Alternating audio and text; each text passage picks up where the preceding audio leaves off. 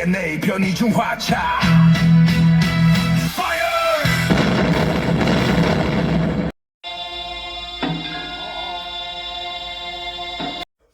변희종 화차 미디엄 기공식에 따른 남기고 싶은 이야기 사단법인 봉암서원 이사장 공곡 편 원섭 편 3. 안녕하세요. 변희중 하차 뮤지엄 기공식에 참석한 후에 변원섭 이사장님을 모시고 지금까지 진행해왔던 이야기랑 그 이전의 역사적인 이야기 그리고 아버님 때부터 전해드린 이야기들을 이사장님 모시고 대화를 청해보도록 하겠습니다. 오늘은 아주 특별한 시간을 만들었는데요. 변희종 화차 미디엄 기공식에 참석했던 우리 전라남도 문화관광 해설사 협회 임춘님 회장과 사단법인 봉암서원 변원섭 이사장님을 모시고 변희종 화차 미디엄 기공식에 따른 감회 그것을 대담형식으로 보내드리겠습니다. 네, 안녕하십니까. 지난 기공식에 참여를 했었는데요. 저도 가슴이 뿌듯하고 기뻤는데 이사장님께서는 어떠셨는지요? 네, 반갑습니다. 지금까지 이렇게 기공식 준비하시면서 30년 넘게 준비를 해오셨는데 네. 그동안의 감회가 새로우셨겠어요. 네. 그런데 그 기공식 마치고 난 후에 네. 마음이 어떠신지 잠깐 들려주시면 아, 좋겠습니다. 예, 예. 아니, 저는 요즘 기공식을 마치고 나는 정말 행복한 사람이다 하는 걸 스스로 느끼고 있습니다. 네. 그거는 제가 여러 가지로 아쉬움이 많은 사람이기 때문에 제 혼자서는 아무것도 할 수 없는 그런 사람이거든요. 그런데 주변에 좋은 친구들이 말이지 이렇게 많이 도와줘가지고 오늘 이렇게 변희종 화차 뮤지엄 기공식까지 하게 되니까 나는 정말 행복한 사람이다 하는 그런 생각이 들어서 요즘 아주 즐겁습니다. 그렇습니까? 네. 선천적으로 타고나시기를 좋은 마음을 가지고 오셨나 봐요. 아버님께서도 변희중 하차에 대해서 관심을 많이 가지셨다고 들었었거든요. 네. 그래서 옛날에 아버님은 어떤 마음이셨는지 네. 잠깐 들려주시겠어요? 지금 그리고 기공식을 마치고 제가 이제 과거를 이렇게 회고를 해보니까 저희 선거께서는 그러니까 1990년 12월 3일 날 선언하셨거든요. 그러게 벌써 이제 상당히 됐죠. 그런데 그때 제가 이제 아버님 이렇게 병 간호를 이렇게 옆에서 하고 있으니까 그때는 무슨 유언인지도 몰랐어요. 그런데 저녁에 하시는 말씀이 제가 이제 며칠 지나면 이제 80이 다 되니까 나는 이제 뭐 별로 후회될 것이 없다. 그런데 지금 제 손자가 이제 29살 때인데 30이 다 된 손자를 말이야. 장가를 아직 못 보낸 것이 하나 후회스럽고 두 번째는 그동안에 문중에서 망암선조 문집을 이제 구격을 해가지고 이제 발행할 것을 구상을 했었는데 그것이 어떻게 이제 잘못되고 안 되고 말았어요. 실패하고 말았어요. 그러니까 그것이 두 가지가 아쉽다고 그러시더라고요. 그래서 저는 저기 손자야 말이지 무슨 불문제도 아니고 무슨 별 문제 없는 사람이니까 그냥 곧 해결이 되겠죠. 그리고 문제도 자손들이 수백 명이 있는데 말이지. 그러면 누군가 또 이제 시간이 지나면 하지 않겠습니까? 그래, 그거 잊어버리시라고 이제 그렇게 하고 넘어갔어요. 그런데 막상 며칠 후에 이제 돌아가시고 나니까 그것이 아버님이 나한테 준 유언이다라는 걸 이제 생각하게 됐어요. 그리고 이제 이리저리 시간이 지나서 한 4, 5년쯤 지난 다음에 이제 어머님이 혼자 계시니까 이제 틈나는 대로 이제 자주 시골을 다녔었거든요. 그래서 어머님하고 이제 저녁에 밥을 먹고 이제 자려고 하면서 이런저런 이야기를 하다가 아버님 유언 이야기가 나왔어요. 그래서 유언 이야기하면서 이제 요즘 손자에는 또 교제하는 사람이 생긴 모양이더라고. 그러니까 그거는 이제 해결될 것 같고 문제는 이제 문중에서 누군가 어떻게 다 처리하겠죠. 그렇게 하고 이제 넘어가려고 그러니까 누워 계시던 어머님이 말이죠. 헐떡 일어나시더라고요. 헐떡 일어나시면서 애비야, 그거 어떻게 해결하는 방법이 없겠나? 그동안 내가 너희들이 말이지 이렇게 이제 자식들이 무슨 어머님한테 일정한 금액을 이렇게 드리지는 않았지만은 수시로 이제 만나면 용돈을 이제 드리고 그러니까 너희들이 말이지 좀 용돈을 모아서 내가 지금 500만 원을 갖고 있다. 그러니까 이거라도 보태서 어떻게 그거 좀 어떻게 빨리 해결을 했으면 쓰겠다고 이렇게 간격하게 말씀을 하세요. 그래서 저 어머니 말씀을 듣는 순간에 아버님이 말이야 그 문집 간행을 실패하고 얼마나 애통해 하셨으면 곁에서 지켜본 어머니가 말이지 저렇게 세뇌가 돼가지고 지금 4, 5년이 지난 오늘 나한테 이렇게 말씀하시는 걸 보니까 우리 아버님이 정말 그 뭐냐면 엄청난 고통을 애통을 하셨구나라는 것을 내가 느껴지더라고요. 그래서 어머니 너무 그 걱정하지 마세요. 내가 이거 연락하면 바로 어떻게 접촉을 해보랍니다. 방법을 연구해 보랍니다. 그렇게 이제 이야기를 했어요. 그러고 나서 이제 올라갔죠. 상경원 다음에 바로 그 어머님과 이제 약속 때문에 이제 여기저기 이제 알아봐가지고 그 인사동에 그 종로 오피스텔에서 이제 영광문화사를 하고 있는 김희동 씨를 만나게 됐어요. 그래가지고 뭐 돈이 그 발에 돈이 얼마 들어가면 어친다 이런 걸 말이죠 생각지도 않고 이거는 내가 해결해야 되겠다 하는 그런 생각 때문에 이거 하여튼 당신 번역 시작하라고 말이지. 그래서 번역을 맡겼어요. 그리고 막상 이제 번역을 맡기면서 이제 생각을 해보니까 어떻게든지 이제 잘 만들어야 될 거 아닙니까? 기왕에 만들려면 잘 만들어야 되니까 새로운 자료가 어디가 있나 이런 걸 가지고 상당히 이제 뛰어다니고 이제 알아보고 이제 그랬었죠. 그런데 저기 이제 충청북도 청주에 말이죠. 청주에 신식 선생 이제 후배들이 고령 신씨가 살아요. 근데 고령 신씨 이제 이제 본포가 있죠. 근데 거기에서 그러니까 있는 당시 같은 세대를 사시던 신식 선생이라고 하는 것이 이제 중국에 그때 이제 전쟁을 말해서 뭐 원정문이 오고 그러니까 이제 중국하고 연갱하고 이제 굉장히 교류가 많이 있었을 거 아닙니까? 근데 그 신식 선생 지금 하시던 망한군 가시사시던 신식 선생이 연경으로 말이지 사신이 가는데 사신은 이제 높은 양반이 가는 것이고 그 또래에서 이제 서장관으로 이제 갔는데 서장관으로 갈 때는 그때만 해도 뭐 금방 갔다 오는 것이 아니고 갔다 오다가 말이지 병이 나서 죽을 수도 있고 무슨 뭐 어떤 불행 도둑을 만나든가 해가지고 생명을 잃을 수도 있고 그 아주 위험하거든요. 이제 그걸 이제 걸어서 갔다 오는 것이니까. 그러니까는 그래서 갔다 올 때 이제 연경에 서장관으로 가는 분한테 친구가 가니까 그게 이제 송별이라고 이제 환영회를 해주면서 이제 갔다 오라고 술 한잔 먹었어요. 그리고 그때 멋있는 선조들은 말이야 그런 걸 하면 그냥 술만 먹고 마는 것이 아니라 자기 시를 한 술 딱 기어갖고 말이지 이렇게 주고 그랬어요. 그런데 고령 진시에서 말이죠 그런 입는 당시 그때 한 것을 말이죠 한 70여 점을 그대로 갖고 있어요. 갖고 있어서 화첩으로 만들어 놨더라고요. 그래서 거기에서 두적거려 가지고 망한공 친필을 한 점을 발견했어요. 그리고 또 이제 지금 서울대학원에 있는 귀장각이 서울대학원에 있잖아요. 관악캠퍼스 안에. 그 귀장각에 가서 이제 이렇게 자꾸 이제 찾아보니까 거기에서 망암자하 사실록이라고 하는 소위 1905년에 간행된 조그마한 책자가 하나 있더라고요. 그래서 이제 그것도 이제 발견을 하고. 그리고 이제 성정원 일기 같은 것을 이렇게 검색을 해가지고 거기에 망암자와 양에는 이제 성시서로 시호를 내달라고 성시서로로 올린 소장이 글이 있더라고요. 그래서 이 세 종류의 말하자면 자료를 찾아가지고 과거에 만들어 놓은 망암 선생 문집에다가 그걸 보태서 소위 이제 구격을 해갖고 새로운 망암집, 구격한 망암집이라는 것을 그전에는 망암 변선생 문집이라고 되어 있었거든. 그런데 그걸 갖다가 진짜 망암집이라고 해서 이제 이 책을 발행을 했어요.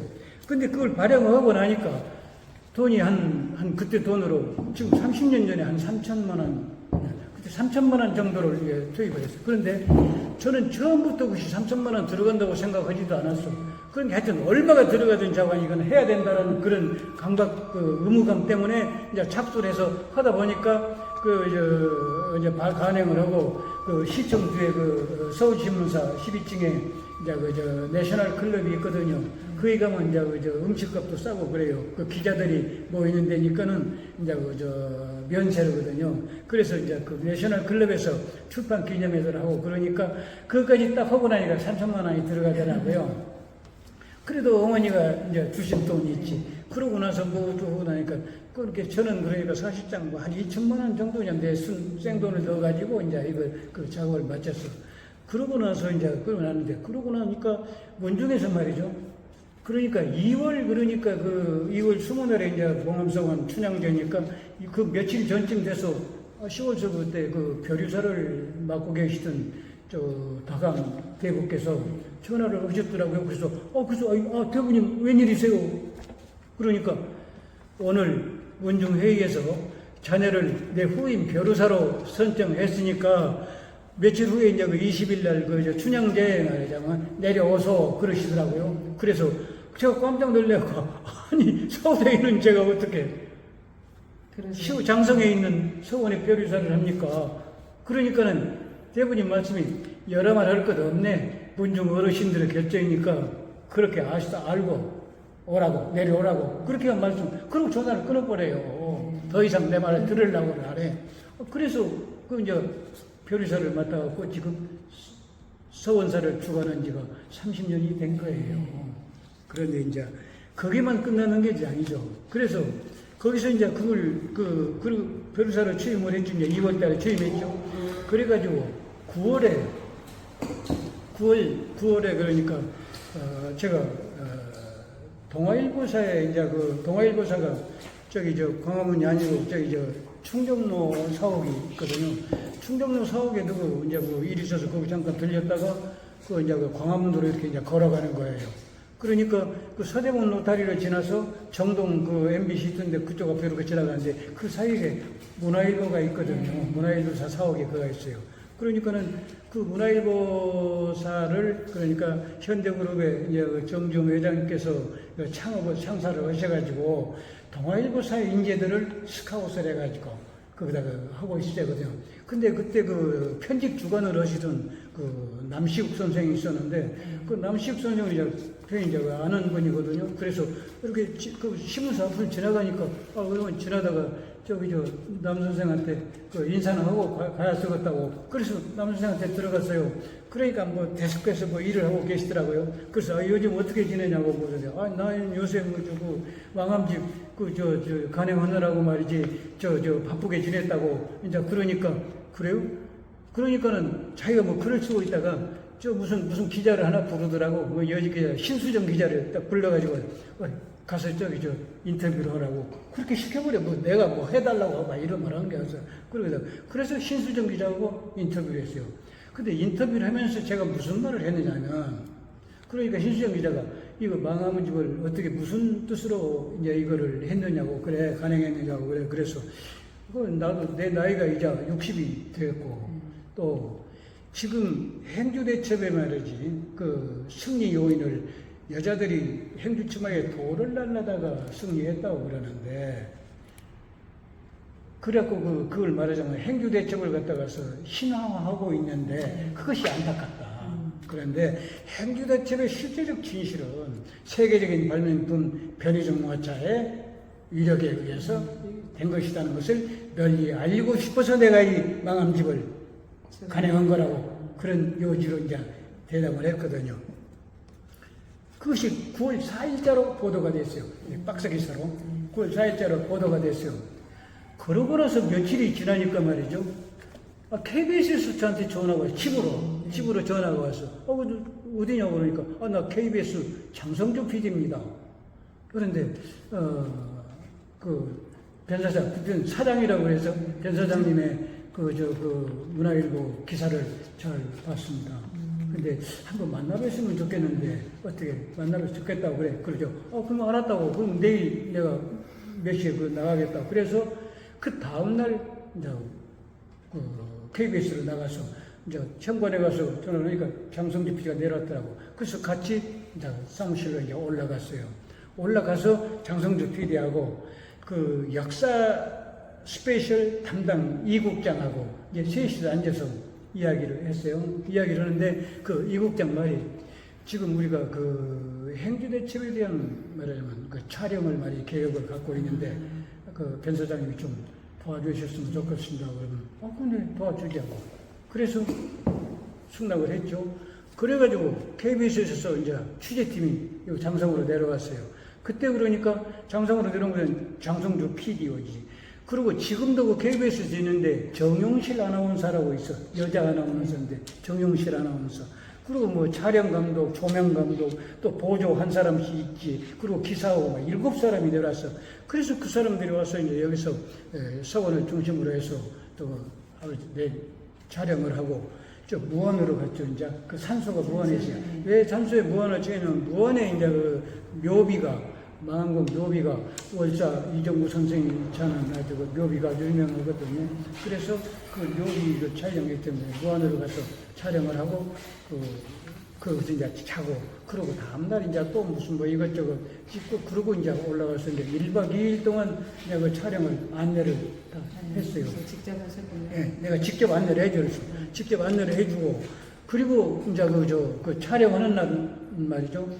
우리 여기 시정당에 있는 총통기 화차 있잖아요. 그거를 여기 그 차에다 실어서 KBS 스튜디오로 옮겼어.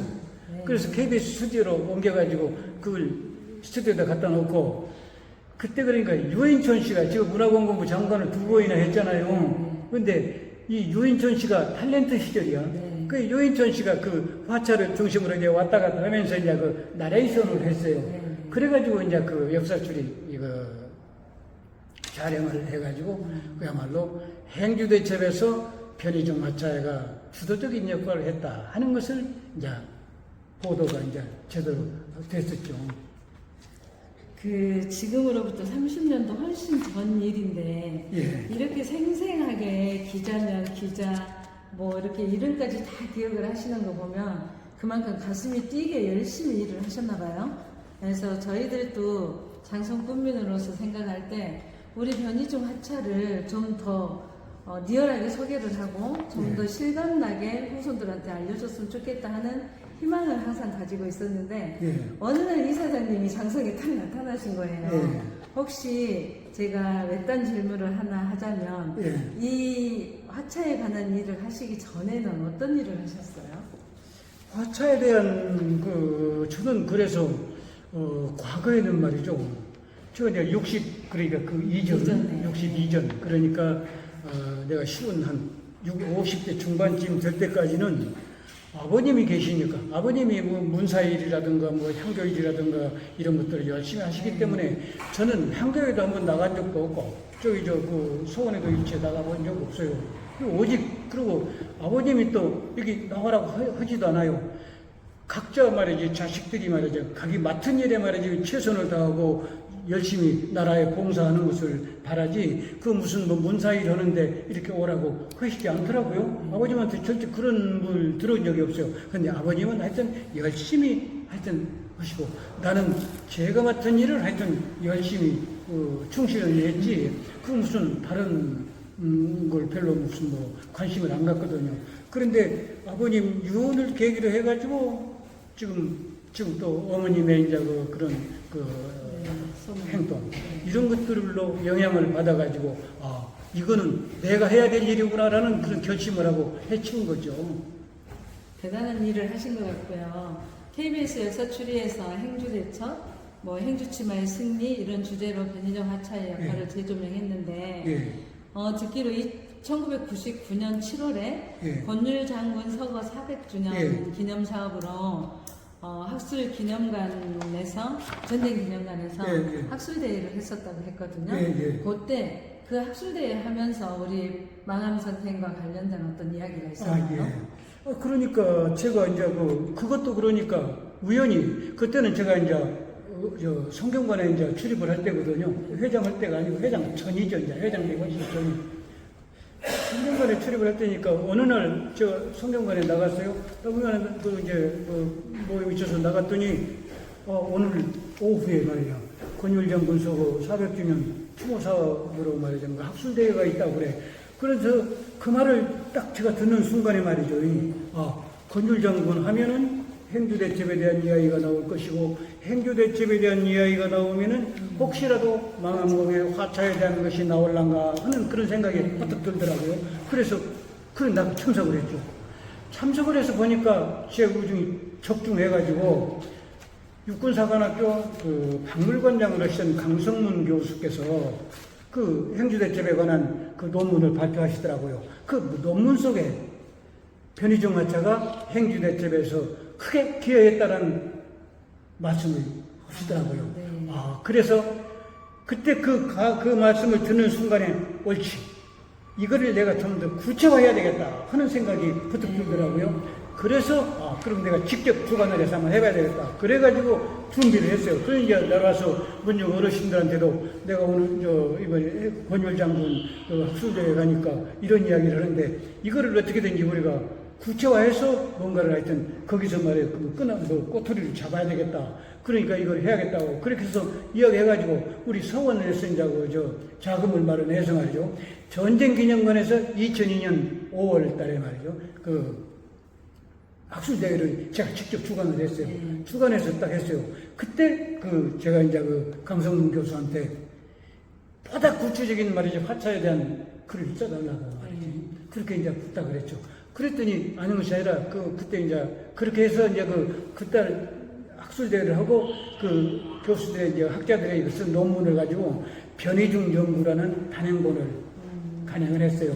그러고 이제 그래 했거든요. 그런데 그때 강 교수의 말이지 논문이 어떻게 되어 있느냐 하면은 망암집에 나와 있는 화차도는 기본적으로 평면도인데 망암집에 이제 화차도 그림이 하나 있으니까 그거를 붓으로 그리는 화차도 도면이니까 얼마나 세밀하게 그릴 수 없지 않습니까? 그러니까 그 도면이 이제 지금 전해지고 있으니까 그 도면을 화차도를 설명을 하시는 거예요.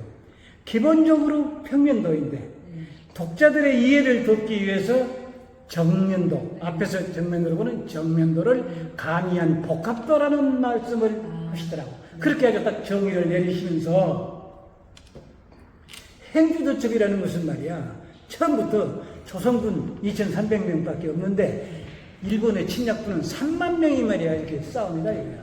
그렇기 때문에 전력상의 2,300명하고 3만 명하고는 비교가 안 돼. 그러니까 전력상의 열세를 극복하는 것은 전술적으로 말이지 근접전밖에 없대.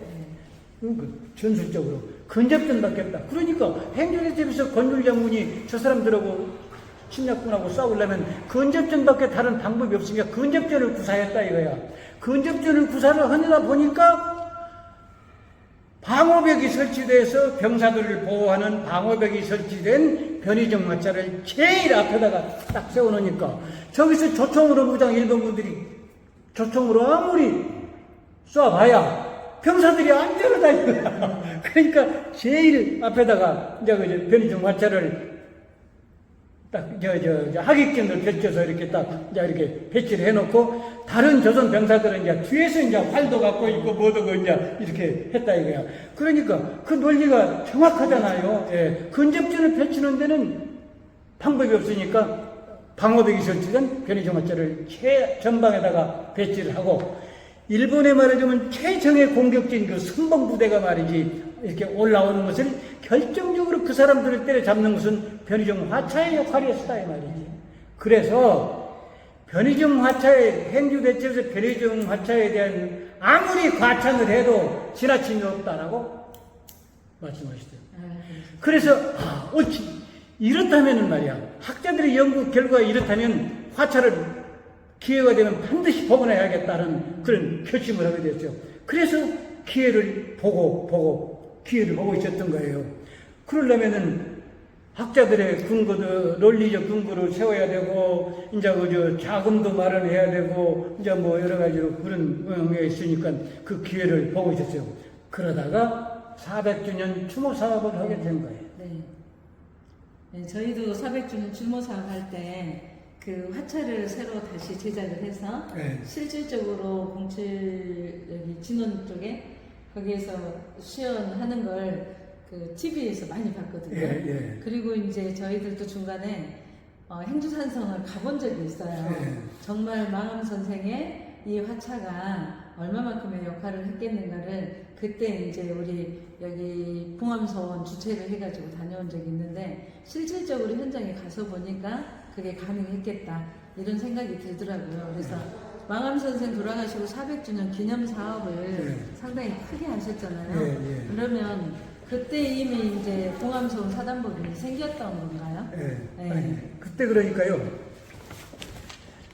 그러니까 이제 그걸 제가 이제 그야말로 기회를 봐서 어떻게든지 이걸 복원해야겠다는 그 필요성, 당위성, 가능성 이런 것들을 이제 결심을 하면서 그동안에 말이죠. 그동안에 벌써 그것이 그게 2002년에 그런 결심을 했는데 2011년이잖아요. 9년이라는 세월이 흘렀지 않습니까? 9년 동안에 저는요, 이거를 하는 것은 여기 첨단 무기를 연구하는 사람들하고는 관계가 없어. 고무기, 옛날 그렇죠. 조선시대 그런 고무기를 연구하는 전문가들을 말이죠. 만나서 이거를 어떻게 하면은 이거를 할 수 있느냐, 그 가능성이 있느냐, 이런 것들을 말이죠. 그 확인하기 위해서 저는 그 9년 동안에 말입니다.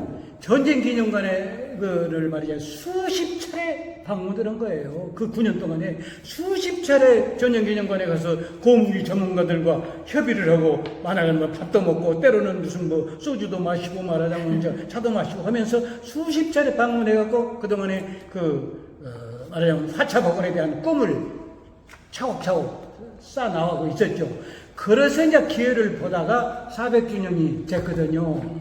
그게 400주년이 2011년이니까, 근데 2010년에 이제 아주 그 준비를 이제 10년부터 해야 되잖아요. 그래서 2010년에 그 400주년 행사를 준비를 하면서 우선 서원이라는 임의단체에다가 무슨 뭐 국가기관에서 나도 이제 공직에 있었기 때문에 그런 것에 대해서 이제 빤히 알잖아요. 그러니까는 지원할 수 없는 거라 또 몇백만 원이나 뭐 2천만 원은 몰라도 말이지 단위가 커지면 그 지원이 안 되잖아요. 그래서 이거는 공익법인을 만들어야 된다. 그래서 제가 2010년에 말이죠. 사단법인 봉암서원을 법인을 창설했어요. 창립을 했어. 그래갖고 그 전에 이제 그 전에가 2010년이 그 하서선생 탄신 500주년 행사를 할 때 그 피람서원에서 그런 준비가 안 돼 있으니까 문화원에서 대집행을 한 적이 했었어. 그런데 그래갖고는 뭐 이렇고 저렇고 말이지 뭐 결제받고 무슨 뭐 협조 얻어갖고 하는 것보다는 내 손으로 직접 막 제대로 해야 되겠다는 생각에서 법인을 10년에 아주 법인 등록을 했어요. 말에 10년 말에. 그래갖고 11년에 이제 도비 2억, 또 군비 1억 5천.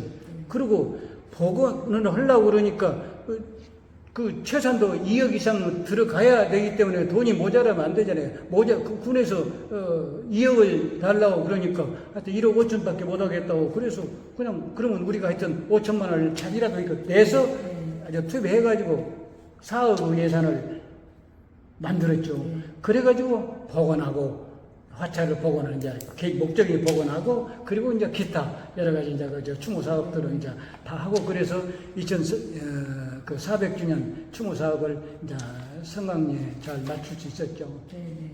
그때 저희들이 TV에서 보고 정말 그 사면이 다 막아져 있는 상태. 네. 근데 이 화차를 끌고 올라가서 행주산성에 맨 앞에 세워놓고 방어하면서 공격했다라는 걸 실감을 할 수가 있었습니다. 이렇게 저희들한테 장성 군민으로서 상당히 많이 쾌감이 있었거든요. 그래서 그렇게 큰 일을 해주신 거에 대해서 더 감사를 드리고요. 우리 이제 발사 시험할 때 그때는 어떻게 했어요?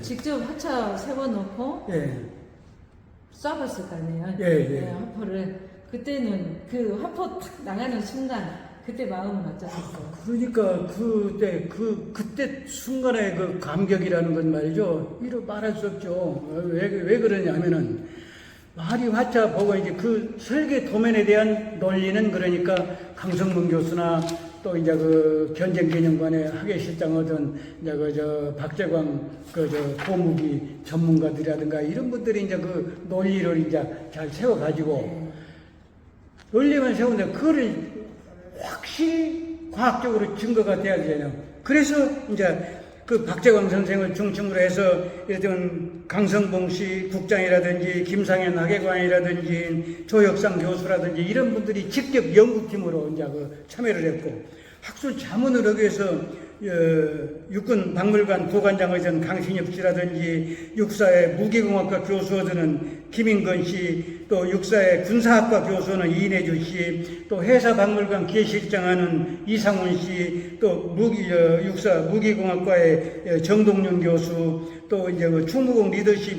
센터의 이제 그 최두환 교수 이런 분들의 말하자면 그 자문을 거쳐가지고 완벽하게 이제 그 준비를 했던, 그동안에 이제 그 9년 동안 준비를 했으니까 그런 시스템, 그런 그 인재들, 이게 접촉을 해가면서 이제 준비를 해가지고 이분들의 도움을 받아갖고 이제 그걸 이제 그 사격, 막상 설계 이제 하는 자, 뭐라고 그 제작은 예화가라는 회사에서 했고, 그래가지고 그 서울 근교에 둔 56사단, 또 육군사관학교, 여기 진원에 있는 기갑학교, 그리고 또 이제 포병학교, 이 네 군데 사격장을 활용을 해가지고 말하자면 공식적인 실험에 가지고 발사 실험을 여러 차례 했었죠. 여러 차례 해가지고 공식적으로 그러니까 2011년 11월 28일 날 그 포병학교 그 사격장에서 이걸 시연회를